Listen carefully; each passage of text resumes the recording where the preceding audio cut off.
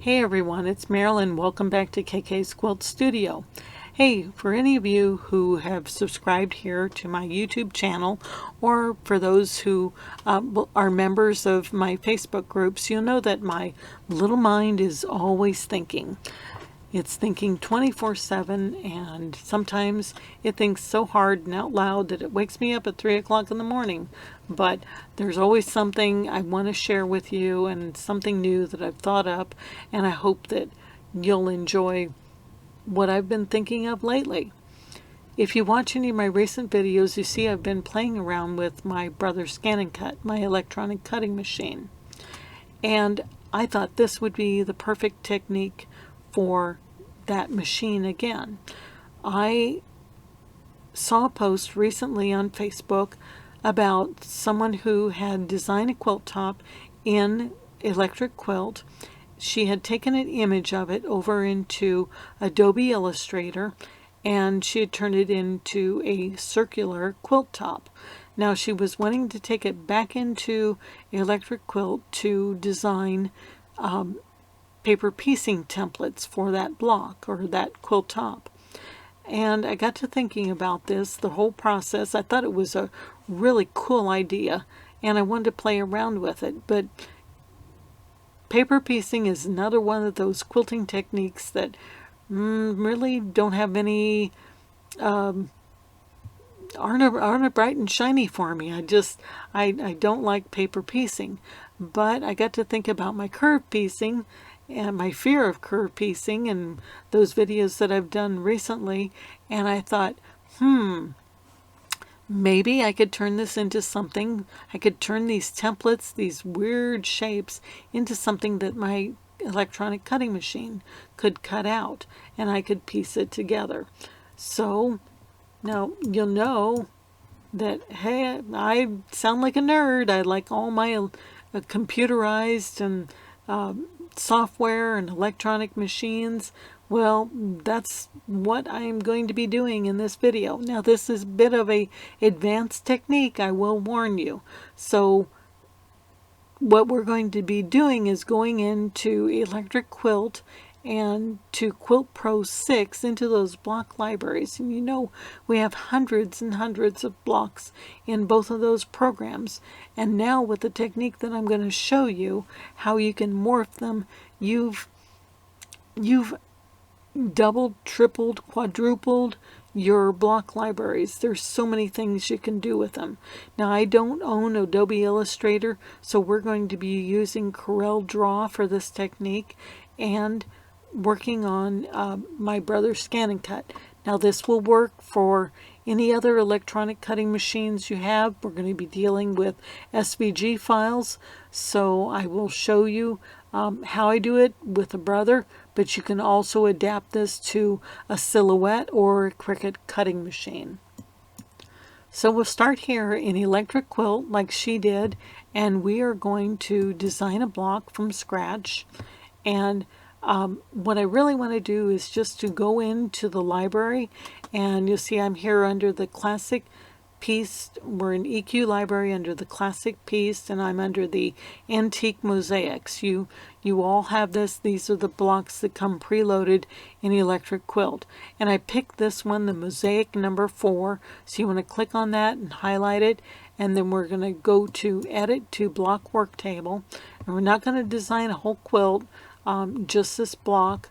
And we don't need to color it because it's already colored. So we'll go right to the print and export tab, and then select export from the ribbon, and then click on image. We want a whole image of this block and not just a selection.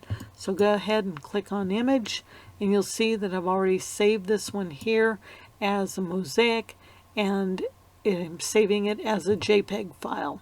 Go ahead and click Save. Yes, I know that it already exists, and we're going to use the default dimensions because we can resize this to anything we want.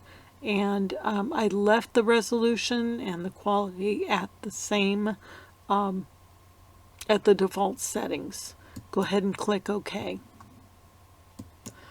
open up your CorelDraw, and I'm creating a new document. I have designed a custom setting for my page setting, 11 inches by 11 inches, like my 12-inch mat, just so I know what size to stay in when I'm working with a 12-inch mat with those boundaries. And there we have it. Okay, I am going to go to import, and I'm going to bring in that image.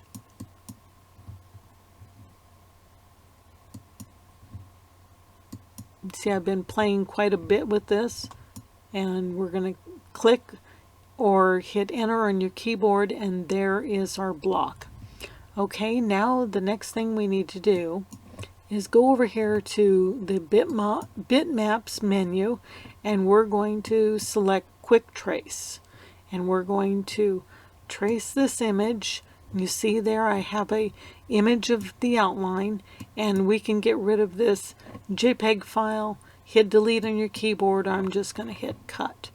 Okay, now I have a drawing of my quilt block, and I'm going to choose, I've gone to the envelope setting, and that you can find under effects, and the envelope, I have that checked so that my envelope window is open, or you can see the shortcut is Control F7 in your Corel program. You see, now I can change this into all these wonderful shapes. Look at that. I can morph that block into most any shape. I want the circular, and there we have it.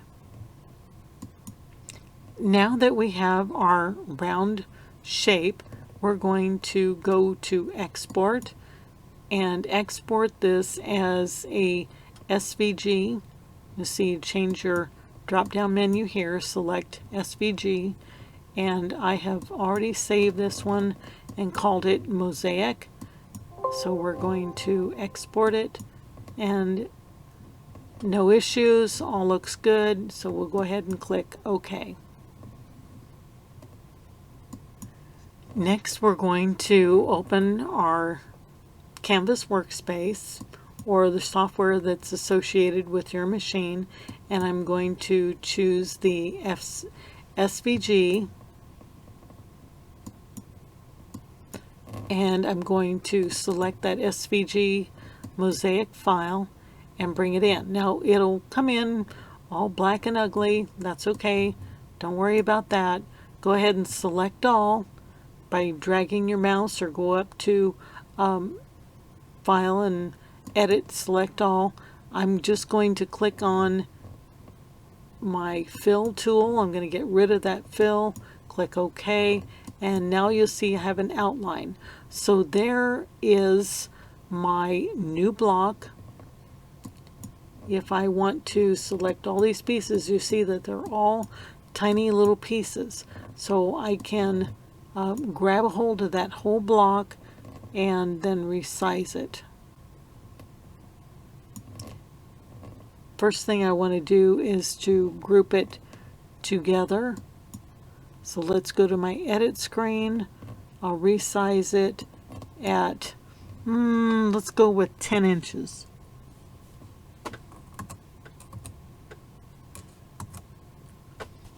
I have my maintain aspect ratio, so the width and the height changes, and then we want to go down and group all of these together. Go over here to layer and select group or Control G on your keyboard. So now they're all one size, and you can drag it around, reposition it wherever you want,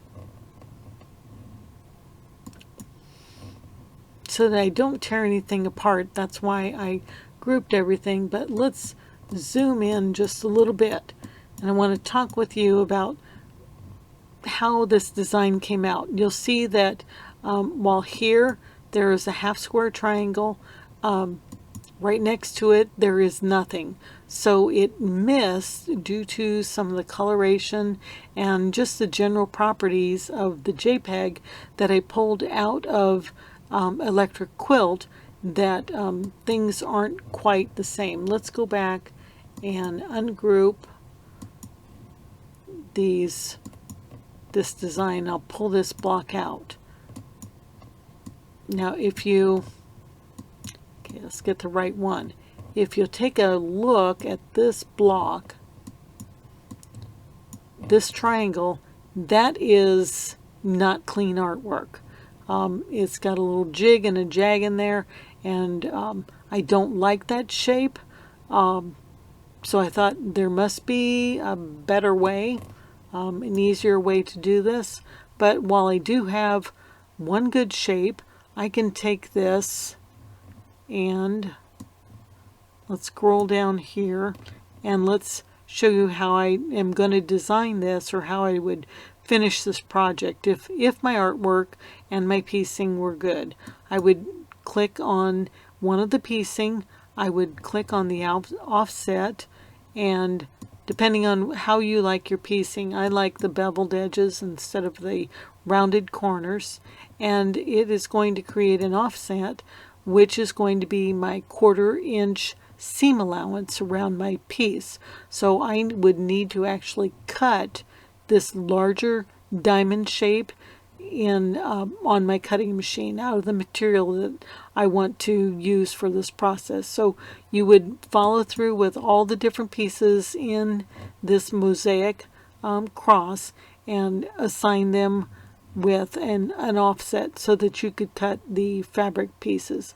And then I would probably take the fabric pieces and divide them into the colors that I wanted the material to come out of, and then I would send all these templates to my cutting machine. I would probably additionally add some numbering so that I could reference a layout, or would have some sort of reference as to which piece is which piece.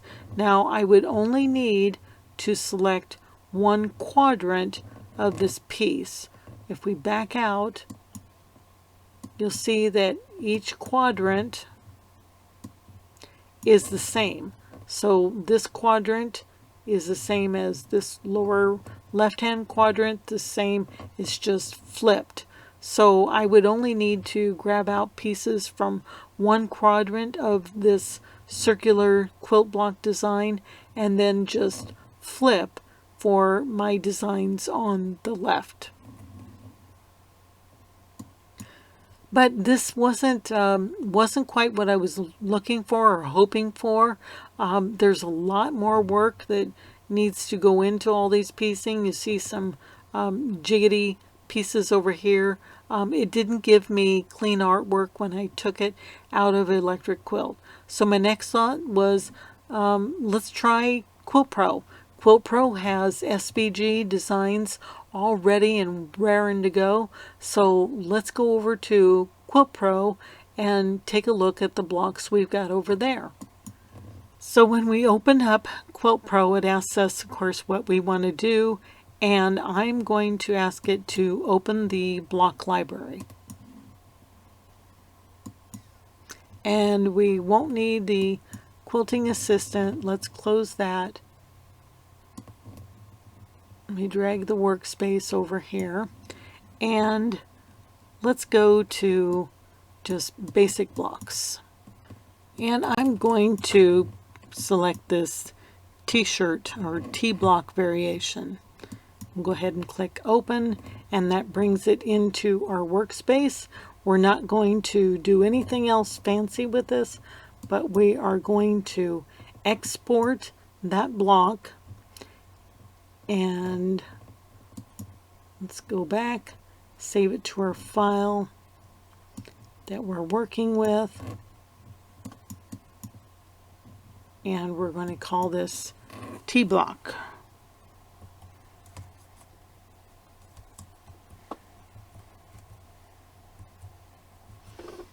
And we do not want to save it as a bitmap file. We want to save it as an SVG, and then just click save. So we're going to close out of here and go back to CorelDraw. We've opened a new page, clean workspace, and we're going to again import. We're going to look for that T block. Since it's an SVG, there's nothing else that I need to do with this block. I don't need to convert it. I can go right away to my envelope, and remember we found that under the Effects tab here, or Control F7 on your keyboard.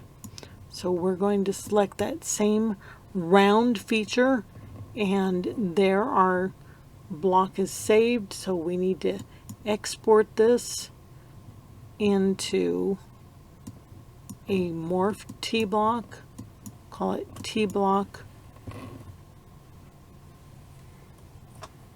or morph T block, and then click export, and let's go over into our Brother Scan and Cut software. Open that up, and again let's start with a clean fresh page first. Let's try that again. Go ahead and select your SVG file. There is our block, and of course we get that black, so we need to turn off the fill. So I can go up here, click on that, click no fill, and OK, and there are my pieces. So now I am ready to go right ahead with my block. I'm ready to piece that together. Could you imagine these weird pieces? How would you cut? Because there is a slight curve. How would you paper piece that? And if you look at this triangle, if you look at that, there's a curve to that as well. How would you get that?